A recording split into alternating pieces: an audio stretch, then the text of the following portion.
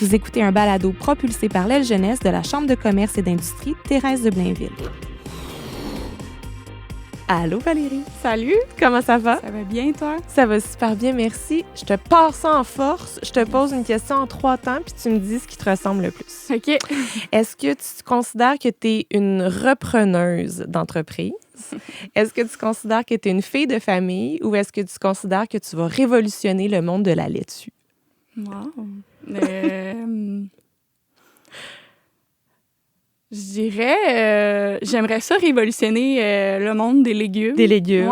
Ouais, ça serait ça mon but. J'aimerais vraiment rapprocher les gens de l'agriculture. Mm-hmm. Je pense qu'on est beaucoup déconnectés sur la manière qu'on fait pousser les légumes. Ouais. Ça pousse pas à l'épicerie, hein, il paraît? Non, c'est ça. Ouais. Ça vient d'où? Comment ça marche, cette petite bibite-là? Puis surtout, au niveau marketing, on a tellement des beaux produits québécois. Moi, j'aimerais ça révolutionner un peu ce qu'on fait ici, diversifier l'offre. Enlever les frontières, là. Ouais. Bien, déjà, je pense que ça va bien, tes affaires. Tu vas pouvoir nous raconter ça. Mais je te présente tout de suite. Donc, Valérie Thérault.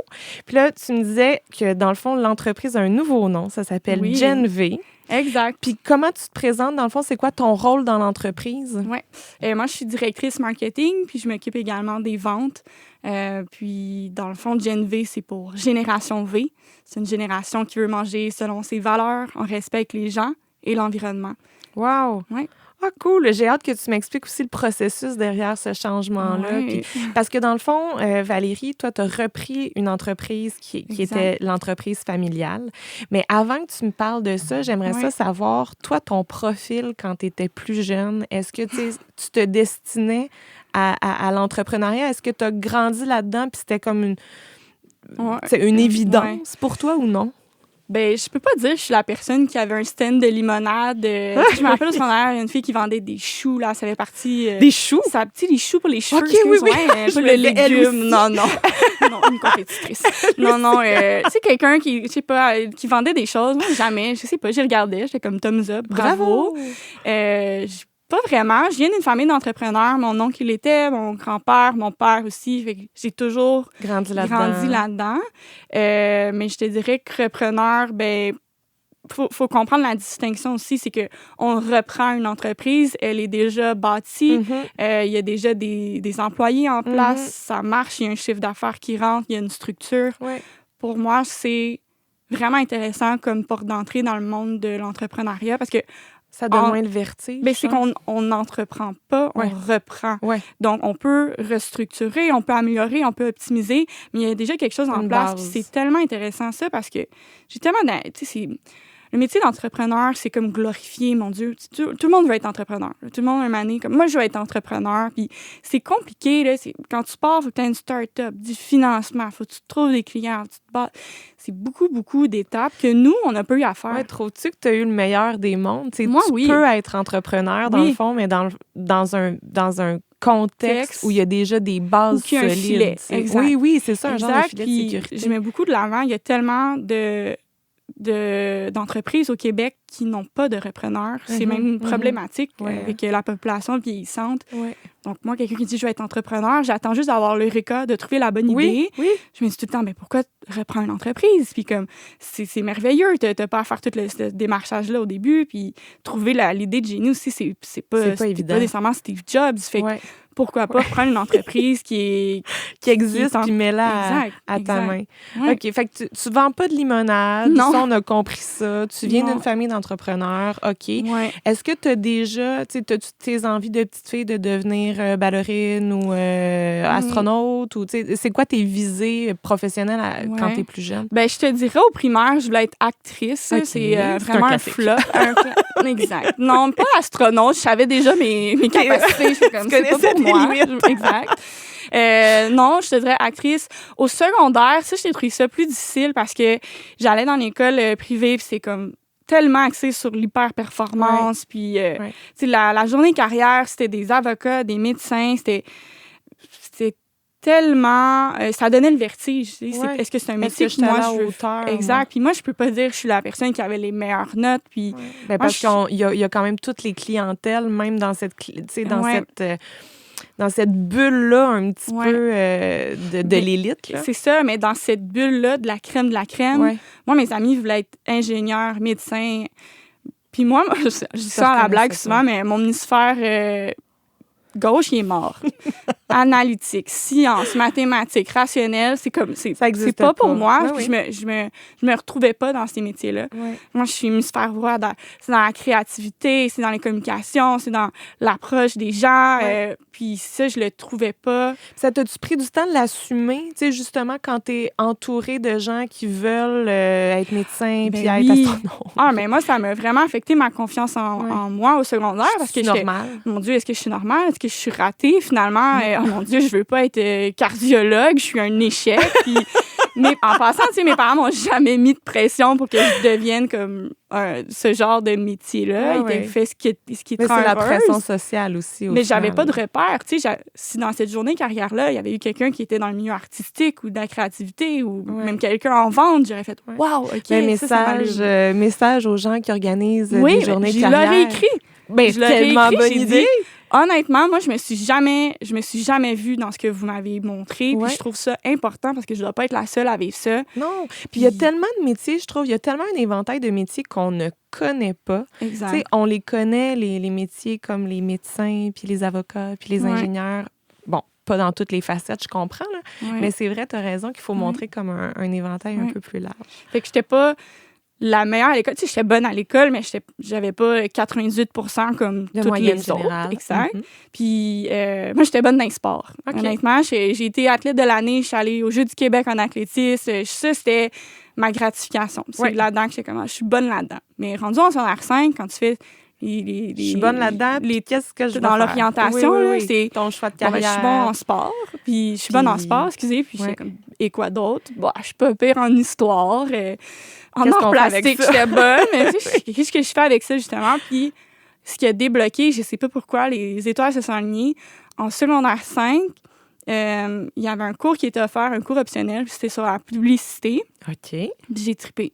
Wow! Là, il fallait faire des oraux, il fallait faire des présentations, inventer des pitchs clients, des publicités. Là, j'étais comme... Poisson dans l'eau.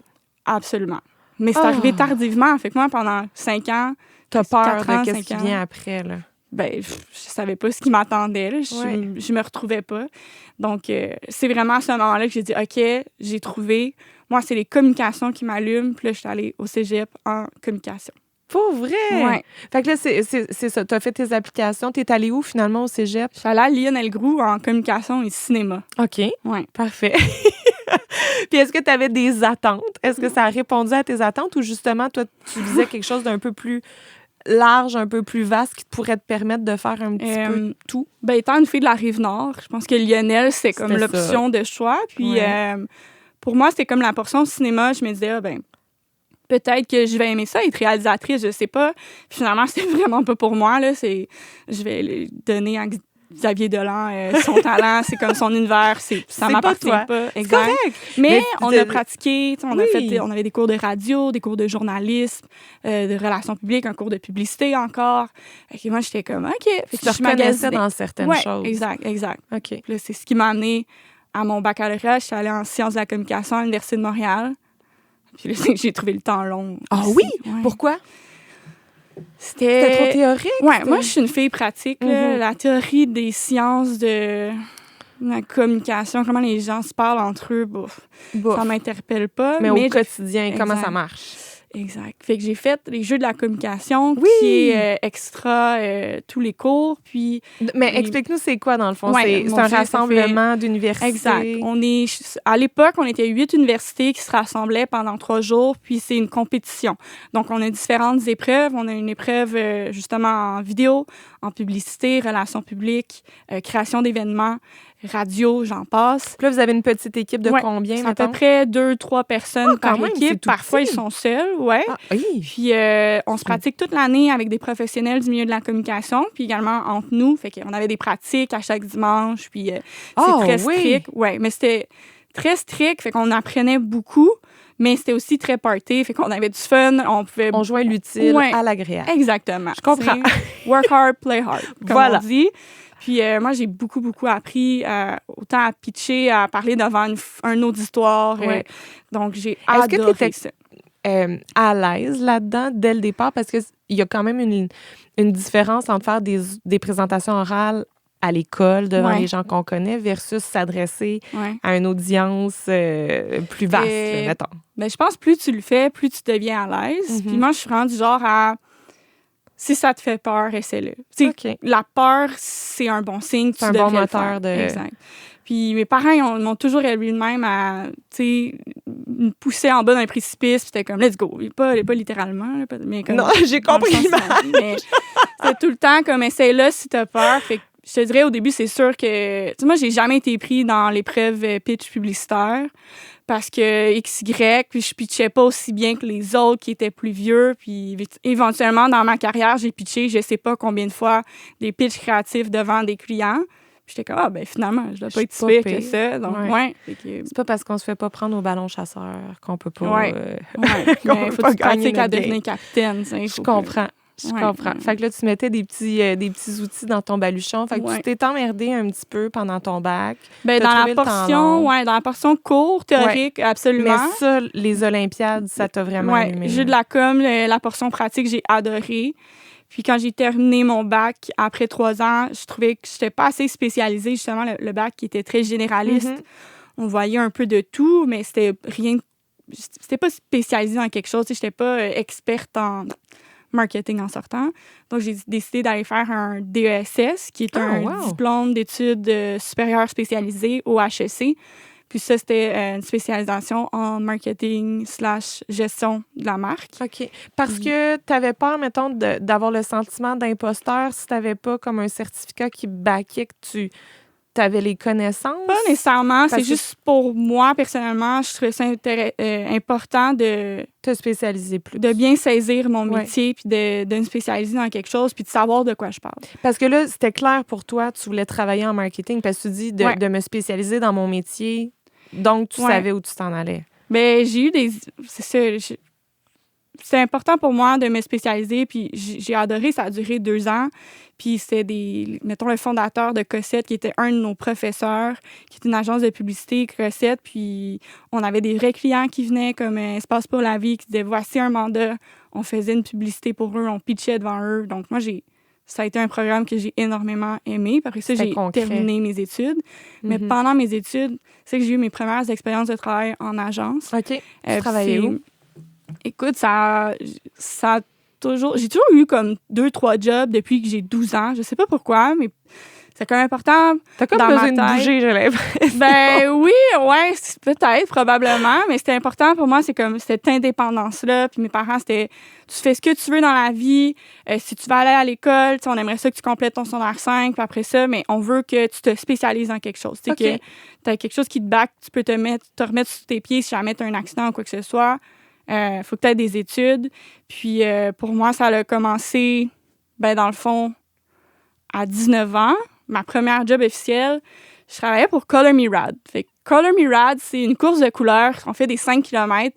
Les gens avaient des tutus. C'était un gros party. Il y avait de la couleur. Puis on se promenait à travers le Canada-Est. OK. Puis au bout d'1 an, on m'a offert le poste de directrice de production.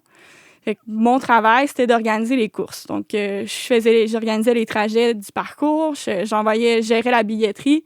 Je rencontrais les villes comme la ville de Montréal, le service de pompiers puis de policiers. C'est moi qui engageais les fournisseurs. Fait qu'on louait les chapiteaux, les toilettes, name it, le stage. La logistique, l'organisation. Exact. Puis à cet événement-là, un de mes événements, il y a eu 30 000 coureurs. Wow! Ouais. Puis là, t'as quoi? T'as jeune vingtaine, là? 20 ans, 20 ans. Fait que j'ai eu cette opportunité-là. C'est un ami des jeux de la communication, Antoine, qui m'a dit « Hey, viens ». Puis éventuellement, j'ai rencontré le patron qui s'appelle Wyatt, qui a changé ma vie. C'est une des personnes les plus gentilles au monde que j'ai rencontrées. J'ai adoré travailler pour lui. Puis lui, je sais pas la bulle qui est au cerveau, mais il a dit « Cette fille-là de 20 ans, j'y fais confiance. » Lui, il travaillait au Utah, dans le fond. Il travaillait aux États-Unis. Moi, je le voyais pas. Fait que c'était vraiment moi, toute seule, qui organisait la course. J'avais un petit peu d'aide, mais c'est que c'était plus éloigné. Et t'étais vraiment j'étais toute seule. Ouais, j'engageais l'équipe la journée de la course. On était à peu près 8-12. Mais pour la planification puis tout ça, j'étais pas mal toute seule à bord. Antoine Wyatt était... T'as-tu peur à ce moment-là? Ou... Non. Ou est-ce que avec le recul, tu dis, tu sais, c'était parfait pour une fille de 19 ans, j'allais dire naïve, pas 100%. de façon négative, non, mais non, tu sais naïve, on ne ouais. sait pas exactement dans quoi on s'embarque, puis on fonce. Aujourd'hui, je suis capable de prendre un pas de recul et dire c'est... Wow! Comme à mon âge, maintenant j'ai 29 ans, je sais pas si j'aurais dit oui à l'époque. Ça. Parce que tu es consciente maintenant de peut-être les embûches que tu aurais pu rencontrer, le défi c'est énorme, là. 30 000 personnes qu'il aurait pu avoir des blessés, il aurait pu avoir, je sais pas, un feu, je sais pas, une manifestation, tout dans les scénarios catastrophes. Mais on dirait que moi, à l'époque, tu les voyais pas. Je me disais, si ça arrive, on verra rendu là. Fait que ça m'a pas stressée. Puis je pense que je suis quelqu'un de même, je vais me lancer dans le vide, comme je te disais. Le pont rendu exact. Là. Ouais. OK. Mais quelle belle expérience. Fait que là, ça te gonfle de confiance en toi. Puis, tu sais, pas ça t'enfle la tête, c'est pas ça que je dis, mais ça te gonfle de confiance de dire OK, je suis capable de mener des gros projets à terme. Là. Exact. Fait que j'ai fait ça pendant, je pense, 3-4 ans. On s'est promené dans tout le Canada. J'étais allée à Calgary, Toronto, Drummondville, name it, Québec, Montréal. Wow! Puis j'organisais ces courses-là, puis j'engageais souvent mes amis, puis où j'ai déjà engagé mon frère, puis il travaillait pour moi, puis moi, j'ai adoré. Puis j'ai fait ça pendant mes études. Okay. Puis les courses, c'était souvent l'été, fait que c'était bien parfait. Ouais. Puis après ça, j'ai rencontré une autre personne qui travaillait en agence expérientielle, donc tout ce qui est événementiel. Puis c'est là que j'ai commencé ma carrière. J'ai travaillé, dans le fond, à peu près 6 ans en événementiel. Mm-hmm. Tout ça, on a organisé le Lily White Tour, qui est un événement de yoga. On a fait sauter des motoneiges sur la rue Union à Montréal pour... je me rappelle plus, c'était la 365e de Montréal. Je me trompe peut-être dans l'anniversaire. Là. Puis, on a fait C2 Montréal, plein d'événements de grande ampleur. Oui, c'est ça, exact. C'est des événements majeurs. Ouais. J'étais souvent chargée de projet, chargée de compte. Puis j'ai vraiment aimé ça parce que ça bougeait, on était sur le terrain. Puis parce que j'ai l'impression que c'est des expériences aussi qui sont variées. Tu sais, c'est pas... tous les projets sont pas pareils. Là. Tu fais pas tout le temps sauter des motoneiges sur Union. Non, mais j'aime c'est varié, là. Quelqu'un de très créatif. Puis j'aimais le concept de on part de zéro puis on se bâtit de quoi. Puis qu'est-ce qu'on fait?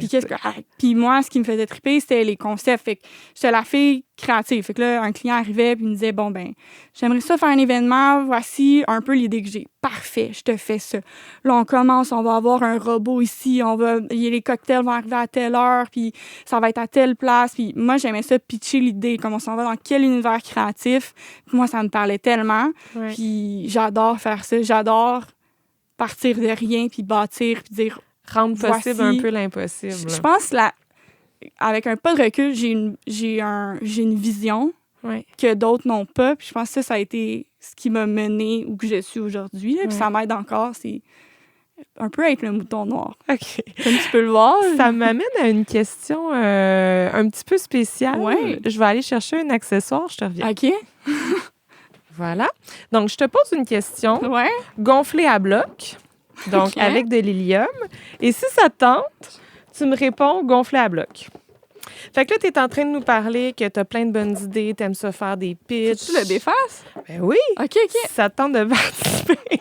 OK, je réponds. OK, je viens de comprendre. Parfait. OK, fait que je te pose ma question. Raconte-nous une fausse bonne idée que tu as eue pour un événement. On dirait que ça t'a ramené en arrière. Oui, j'en ai bien.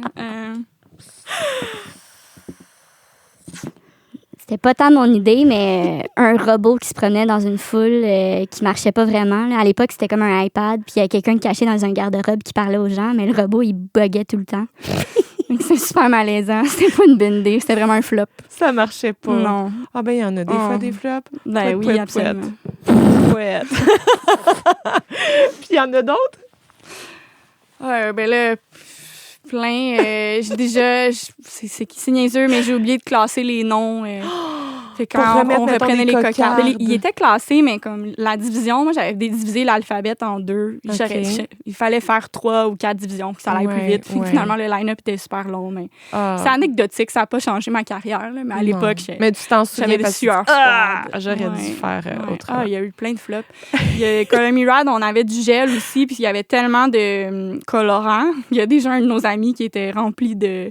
Il était plus capable d'enlever le verre sur sa peau parce que il était collé. Fait que... Il était golo. Le gel, c'était pour l'enlever. C'est comme un gel avec du colorant. Ça, c'est les coureurs qui sont habillés de blanc, puis là, ça les colore. Mais lui, il était comme un peu tombé comme Obélix dans la potion. Oui, dans la potion. Et il est devenu une grenouille. OK. Oui. C'est arrivé. Fait que là, toi, est-ce que ça te donne comme... T'as-tu l'impression, avec du recul, que tu es en train de te bâtir ton bagage pour le poste que tu occupes présentement? Tu sais, comment ça arrive le moment où tu passes du corporatif puis des agences au moment où... Parce que là, pendant ce temps-là, tu as une business familiale qui roule sans toi. Là. Est-ce que tu as de l'intérêt à ce moment-là déjà pour ce qui se passe par chez vous? Moi, j'ai toujours eu de l'intérêt pour l'entreprise familiale, mais c'était important pour moi de ne pas y aller directement en terminant l'école. Moi, je voulais avoir... Bâtir ta crédibilité. Là. Exact. Je voulais avoir d'autres patrons, d'autres collègues, des gens qui me traitent pas... Ma plus grande crainte, c'était d'être la fille du boss. De dire, tu as ce poste-là parce que tu t'appelles terreau, puis tu l'as pas mérité. Donc, moi, c'était comme de me dire, je vais aller me chercher le plus de compétences, puis d'aptitudes possibles, puis d'expérience. Puis quand je vais revenir dans l'entreprise, ben là, je vais savoir de quoi je parle, puis il y a personne qui va me pointer du doigt, puis me dire, tu le mérites pas. Ouais. Puis t'as-tu eu peur, mettons, je sais pas si ça s'applique, mais... Parce que, tu sais, jamais tu m'as dit, c'était clair pour moi que j'allais un jour travailler dans l'entreprise familiale. Est-ce que c'était quelque part en toi clair que ça allait se passer? Puis est-ce que tu as eu, admettons, peur que ça arrive jamais, ce moment-là dans ta vie où tu dis, j'ai envie de travailler pour... Tu sais, est-ce que tu te serais permis de ne pas avoir le goût de travailler pour l'entreprise familiale? Oui, parce que mes parents nous ont jamais mis la pression. C'était pas comme, nous avons une entreprise, vous devez la reprendre. Ils ont dit, vous faites le métier que vous voulez. Si vous voulez revenir, vous revenez. Mieux. Mon frère et mon cousin, eux, ils ont terminé l'école. Ils sont allés directement travailler dans l'entreprise familiale. Puis moi, ça m'a jamais inquiétée. Puis je me dis, si c'est pas ça, ça sera une autre entreprise. Puis ça sera autre chose. Pas de pression de rien. Non, absolument pas. Puis pour nous, c'est un véhicule pour nos compétences. Tu sais, je pourrais vendre des fenêtres, puis je serais heureuse aussi. Puis pour nous, vendre des légumes, c'est ce qu'on fait, c'est notre métier, mais on a toute la fibre entrepreneuriale dans notre famille, puis on peut se repartir une entreprise si on le voulait tous ensemble. Donc, on dirait que pour moi, c'était pas une pression. Je sais que je voulais revenir, je sais que je voulais l'essayer, parce que j'ai vu mes parents grandir là-dedans, mon frère m'en parlait. Puis t'as un attachement aussi. Attachement 100%. Donc, comment c'est arrivé, c'est pour moi... je travaillais en agence. Là, je suis rendue en publicité. Puis, j'ai vraiment commis une grosse remise en question. En fait, moi, j'ai fait un burn-out. Puis... en agence? Oui, en agence. Parce que les heures sont folles, parce que la pression est là. Mon plus grand problème, tu sais, je pense, je suis une hyper performante. Si tu me mets dans un milieu toxique, je vais me noyer. Puis je pense que c'est une responsabilité conjointe entre l'employé et l'employeur aussi. Mais j'avais beaucoup de signes d'épuisement, des palpitations cardiaques. Je perdais connaissance toute seule chez moi. À ce moment-là? Là? J'avais 25 ans. J'en ai 29. Tu perdais connaissance? Oui, toute seule chez moi. J'avais plus de passion. Je fixais le vide. Je faisais que travailler. Je rêvais à ça. Puis on dirait que pour moi, c'était la réalité, c'était ça. On commence dans un nouvel emploi, il faut performer. Il faut savoir si je sortais de l'université. Donc, moi, je voulais me prouver. Mettais de la pression, c'est ça. Exact. Mais c'était des milieux, je pense, pour moi, qui étaient toxiques. Puis j'ai tombé en arrêt de travail. Puis là, c'est là que j'ai fait une liste de l'employeur parfait. Pour vrai? Oui. J'ai fait une liste. Parce que tu es consciente, justement, parce que tu me l'as dit, puis tu as dit que c'est une responsabilité conjointe entre l'employé puis l'employeur. Fait que toi, tu reconnais tes torts, mais là, tu es en train de te dire, pour moi, ce serait quoi un employeur parfait? Je reconnais mes torts. Je pense que ça peut pas être juste la torts, là, mais ce que j'ai à reprocher, je pense, à ces gestionnaires, c'est que j'ai l'impression que j'étais en train de me noyer, puis il y avait des lifeguards sur le bord de la plage qui me regardaient, puis je criais, puis j'ai dû apprendre à nager en eau trouble pour me garder la tête hors de l'eau. Tout seul, pendant sans que les gens me disaient flotteur. « Ah, ben il manque de matériel, j'ai pas de bouée, tu sais, la fameuse phrase « On engage bientôt ». Oui, tu l'entends souvent. Oui, fait que ça, pour moi, ça m'a tellement marqué au fer que aujourd'hui, je suis gestionnaire, puis ça va jamais arriver à un de mes employés. Je veux jamais que ça leur arrive. Mais tu vas peut-être être alerte aux signes. Absolument. Aussi. Mais quelqu'un qui lève la main, pour moi, c'est un signe. Déjà, de lever la main, c'est pas facile pour tout le monde, puis dire comme, hey, j'ai besoin d'aide. Ouais. Moi, dans ma liste d'emplois, l'employeur parfait, ça en faisait partie. Puis tu avais levé la main à ce moment-là. Oui, absolument. J'ai levé la main plusieurs fois. Parce que tu l'exprimais toi aussi de dire je sortais de l'université, je voulais faire mes preuves, Fait que tu sais, c'est facile de dire non, je suis capable, puis de se mentir à nous-mêmes, mais toi, tu avais fait cet effort-là. Mais tu sais, pourquoi 8 de mes amis sont tombés en burn-out, qui travaillent dans le milieu des agences? C'est ça aussi que c'est la responsabilité de qui? On peut pas juste mettre le doigt sur quelqu'un, mais je pense que c'est important de se remettre en question puis se poser les bonnes questions parce que ce cycle-là est extrêmement toxique. Puis la machine à saucisse de si c'est pas toi, c'est quelqu'un d'autre. Puis, en tout cas, je pense que les nouvelles générations qui arrivent, même ma génération, cette conscientisation de le bien-être au travail. Puis l'équilibre dans la vie professionnelle et personnelle. Ouais. Moi, un nouvel employé qui me dit « Moi, je répondrai pas la fin de semaine, je travaille pas. » Wow! Bravo à toi. C'est surprenant. Moi, dans ma génération, c'était comme oui, pas de problème, je vais être là. Bravo à eux. Puis c'est une belle conscientisation. C'est le fun que tu te reconnaisses aujourd'hui dans la chaise du gestionnaire. Mais là, je suis curieuse. Sur ta liste, il y avait quoi? Le respect. Vraiment important de respecter la personne, son temps, son énergie. J'avais aussi des gens qui sont capables, quand on lève la main, de nous venir en aide, d'aller chercher les ressources nécessaires pour venir aider. Puis, je pense que c'était bien-être, s'assurer que la santé mentale, c'est quelque chose qui est important pour eux, qu'on n'est pas juste là pour le profit. J'avais continué la liste, puis pour moi, c'était d'une évidence, c'était ma famille. C'est l'entreprise familiale. Ça, c'est beau. Fait que j'ai dit à mes parents, je m'en viens. Je suis prête. Là. Ils savaient qu'un jour, j'allais venir. Ils savaient pas quand. Ils savaient que je voulais faire mes expériences, aller ailleurs. Fait que quand j'aurais dit, je m'en viens, ils m'ont accueilli. Puis, j'étais un oiseau cassé. Là. C'était pas facile au début. J'étais encore dans mes vieilles tendances. Je me rappelle la première journée, j'étais arrivée, puis OK, là, sont les dossiers, puis j'étais en mode urgence. J'étais encore en mode on va mourir. Un gun s'attend, puis ma VP principale, qui est ma mère à l'époque, m'a juste dit là, il n'y en a pas d'urgence. Ouais. Tu vas juste ouvrir ton ordinateur, tu le fermes à 5 heures. Il n'y a pas de dossier urgent ici. Puis on dirait, puis je me rappelle, j'allais me cacher dans l'entrepôt, j'allais pleurer tellement c'était difficile pour moi de m'éloigner de cette hyper-performance-là, puis du milieu toxique dans lequel j'ai grandi après mes années d'université, de revenir dans un climat de travail qui est sain. J'ai capoté. Parce que, est-ce que tu considères que c'était ta première... Parce que je me reporte à ce que tu nous as dit, là. Tu as organisé des courses pendant 4 ans solo, tu sais, des courses de 30 000 coureurs. Après ça, tu organisais des événements où il y a quand même un stress de bien servir le client, que tous les participants à l'événement se sentent bien, que ça roule comme sur des roulettes, qu'il n'y ait pas un robot qui ne marche pas. Après ça, l'agence. Est-ce que tu considères que de tous ces emplois-là, celui que tu occupais dans ton entreprise familiale, c'était le premier qui était un emploi, je vais dire, sain? J'en ai eu d'autres sains, je dirais, mais c'est le premier où j'avais des gestionnaires présents, à l'écoute. Oui, parce que c'est ça. Il y a la présence physique, mais il y a la, tu sais, être vraiment à l'écoute puis connecté sur ce qui se passe au niveau humain. Puis ça a été tellement révélateur pour moi. Puis je me suis adaptée à cette entreprise-là. Puis même aujourd'hui, on engage des gens qui viennent du milieu des agences, puis on les voit dans cette panique-là, cette urgence. Puis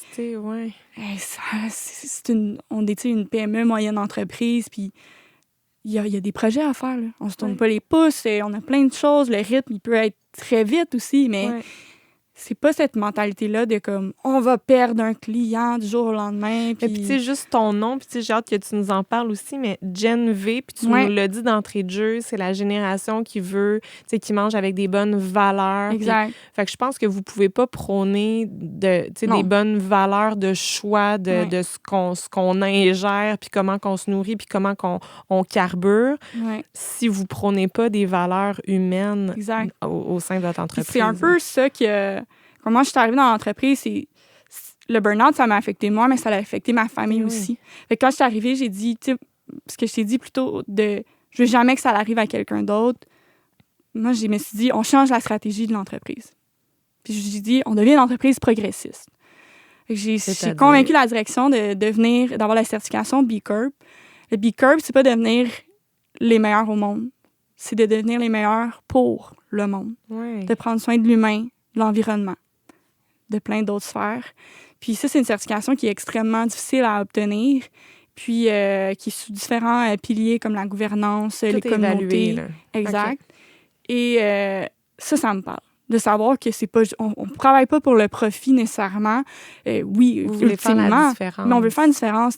Est-ce que la manière que je chauffe mes serres, c'est avec des énergies vertes? Est-ce que j'ai un programme pour assurance employée qui est intéressant? Comment je traite les humains au travail? Etc. Fait que tout le monde a embarqué. Puis on parlait de valeurs. Moi, mes valeurs ont été vraiment ébranlées dans cette période-là. Puis j'ai dit, bon, on va créer du beau sur du moins beau. Fait qu'on est devenu cette entreprise progressiste-là. On en va d'obtenir la certification B Corp. Puis en plus de ça, je suis arrivée avec l'idée on change la marque. Mais là, attends, quand tu arrives dans l'entreprise familiale, tu me dis tes parents sont au courant, ils sentent qu'à un moment donné, ça va être ton heure, puis tu vas arriver. Est-ce que tu arrives puis ton poste existe ou tu bâtis quelque chose qui te ressemble de toutes pièces? Il y avait un poste de coordonnateur marketing. C'était mon cousin qui était à ce poste-là. Puis lui, il voulait aller essayer la production. OK. Fait que ça a juste bien adhéré. Ouais, mais on a toujours su que j'allais revenir. Fait que mon cousin savait aussi que j'allais revenir éventuellement. T'allais prendre cette place-là. Ouais, mais mon cousin, il est bon dans tout, là, c'est pas compliqué. Fait que lui, tu le mets n'importe où, c'est un poisson dans l'eau. Fait que moi, j'étais allée marketing, puis j'ai bâti le département marketing. Il n'y en avait pas vraiment. Nos légumes, dans le fond, se sont toujours vendus sans grands efforts publicitaires. Fait que pour moi, quand je suis arrivée, j'ai vraiment... tout bâti cette structure-là, puis les gens n'étaient pas surpris que je sois là, mais c'est sûr que mon frère, mon cousin, ça a été un ajustement. Eux qui étaient là depuis qu'ils avaient 21 ans, donc 5-6 ans plus tard, la petite s'en venait. Bien, l'ajout à l'équipe. Fait que là, t'arrives, tu bâtis ton département, puis là, c'est ça, tu t'en allais nous dire, on a changé le nom d'entreprise. Parce que là, Laitue Mirabelle, ça existe depuis combien de temps au moment où toi, t'intègres l'entreprise? 34 ans. OK. Fait que, vous êtes implanté depuis longtemps. Les gens vous connaissent. Tu me disais aussi, avant à micro fermé, tu me disais que vous exportez aussi. Fait que vous êtes connu et reconnu pour ce que vous faites, là. Fait que qu'est-ce qui te donne le déclic de dire, on s'appelle plus comme ça? Moi, mon problème, c'est que quand j'expliquais, par exemple, à quelqu'un, c'est quoi Laitue Mirabelle, il savait pas, mais quand je disais, c'est la laitue Boston qui vient dans une barquette en plastique. Ah oui, je sais, je l'achète à l'épicerie. Ça, pour moi, c'est une reconnaissance qui est assistée. Donc, on ne reconnaît pas la marque, on la reconnaît à cause de l'emballage, quelque chose, fait qu'il est assisté. Ça a une petite béquille. Une reconnaissance spontanée, ça serait tout de suite, je dis, ben oui, Mirabelle, t'as pas besoin d'aide. C'est comme quand je te demande, nomme-moi une boîte de céréales avec un capitaine dessus. Captain Crunch! Captain Crunch. C'est parfait. Mais tu sais, je t'ai donné un petit indice, tandis que je te dis juste, nomme-moi une boîte de céréales. C'est pas la première que je t'aurais nommée, mettons. Exact. Okay. Mais t'aurais dit, je sais pas, Kellogg. Ah, ben Kellogg, en fait, leur job, parce que c'est ton top of mind quand tu réponds à c'est quoi la marque. OK. Puis dans l'industrie, du moins dans la section des fruits et légumes en épicerie, j'ai l'impression que c'est une section qui est moins touchée par le marketing, que les marques sont moins importantes parce que ce qui prime dans cette section-là, c'est la fraîcheur puis le prix.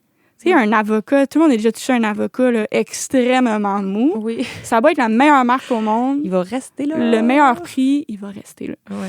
Et moi, ça revient à ta première question du début, c'est comment tu peux révolutionner l'industrie. Ouais. C'est de disrupt un peu puis de dire, moi, mon pari, c'est que les gens vont acheter notre marque. Mm-hmm. Oui, notre laitier est toujours fraîche, le prix est bon, mais je veux que la marque, dans les choix, les décisions d'achat, prennent du galon puis puissent augmenter. Donc, associer la marque à une promesse d'achat, une promesse de qualité, de fraîcheur, de localité, moi, c'est mon pari. Mm-hmm. Puis ça n'a pas été facile, parce que quand j'ai dit on change la marque, ça n'a pas été accueilli à bras ouverts. J'ai dû convaincre mon père, ma mère, mon oncle, la direction. Puis tout le monde me trouvait complètement disjonctée. T'es comme, ça va plus. Puis j'étais comme, non, je vais vous le prouver. Puis on a fait une recherche consommateur. Puis ça prouvait justement le point que les gens, ils reconnaissent pas le logo. Ils savent pas qu'on s'appelle Mirabelle. Ils nous reconnaissent à cause un peu de la barquette. Ouais. Puis à partir de là, on a vraiment fait affaire avec des spécialistes, que ce soit en stratégie, en design. Puis on a bâti cette marque-là.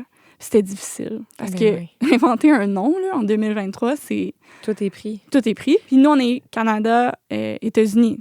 Comme je te disais, c'est à peu près 35 % de nos ventes qui sont aux États-Unis. Donc, on écrit à peu près 650 noms. Oh, quand même! Ouais. Puis c'est quoi le processus derrière ça? Tu sais, je veux dire, comment, est-ce que c'est l'agence qui t'arrive avec une liste? Est-ce que c'est vous qui pitchez plein d'affaires puis il n'y a pas de mauvaises idées? C'est quoi votre processus créatif? Bien, j'avais déjà travaillé en agence, donc je savais un peu vers où m'aligner, mais en gros, tu magasines des agences en fonction de divers axes. Fait que, par exemple, la première étape, ça va être la stratégie. Après, le design qui va tout être dans l'image de marque. Ta stratégie, c'est plus le positionnement. Après ça, tu vas faire ton site web. Il faut que tu penses à une agence de relations publiques. Qu'est-ce que tu vas faire sur les médias sociaux? Fait que moi, je suis un peu la pieuvre là-dedans. On orchestre tout ça, on connecte les gens. Mais c'est un processus. Puis on l'a fait à l'époque de la COVID, puis de la guerre en Ukraine. Donc, ça a pris 2 ans et demi. Ça a été vraiment plus long que prévu. Mais on a lancé en mars 2023. Puis, nous voici avec Gen V, puis on est bien content du résultat. Gen V pour Génération V.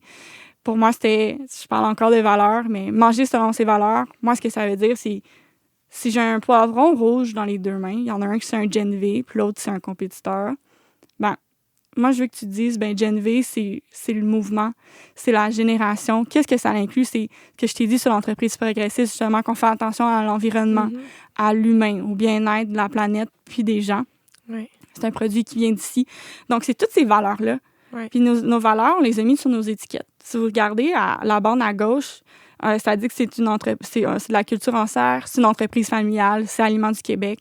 Donc, toutes nos valeurs sont affichées. Puis pour moi, c'est un argument de vente, puis il est important d'être là. Puis tu l'as dit tout à l'heure, le département fruits et légumes, on associe moins ça aux marques parce qu'on veut que ça soit frais puis tout ça. Puis comment, justement, on réussit à sortir notre épingle du jeu dans un milieu où les gens veulent de moins en moins d'emballage? Mm-hmm.